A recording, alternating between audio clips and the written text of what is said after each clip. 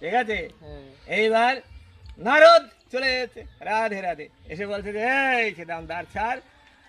মামি মামি বলতো কিন্তু রাধা রানী রে, হরে কৃষ্ণ। নারদ বলছে যে মামির সঙ্গে মামি কথা বলবে, খবর দেবো। বলছে শোন, এখানে যাওয়া নিষেধ আছে। তখন বলছে ঠিক আছে, তুই আমাকে যেতে দিলে না, তাহলে আমি মামিরে পাঠাচ্ছি। রাধে রাধে। ও গিয়ে বলছে মামি বিরজার কুঞ্জে গোবিন্দ রাস করছে, সেখানে আমি গেলাম, আমাকে ঢুকতে দিল না। হরে কৃষ্ণ। বলছে কি? এইবার ধাই ধাই করে চলে গেছে। হরে কৃষ্ণ। ধাই ধাই করে এসে বলছে ছিদাম দ্বার ছেড়ে দে। বলছে না, নিষেধ আছে। বলছে না ছেড়ে দে, আমি যাব। বলছে না, নিষেধ আছে। তিনবার বলে তখন ওকে এইভাবে ধাক্কা দিয়েছে। তখন বলে কি, তুই আমাকে অসুরের মতো আচরণ করলি? হরে কৃষ্ণ, তোর দস্যুকুলে জন্ম হোক, হরে কৃষ্ণ। তখন বলল শোনো রাধা রানী, তুমি আমার বিনা দোষে অভিশাপ দিলে।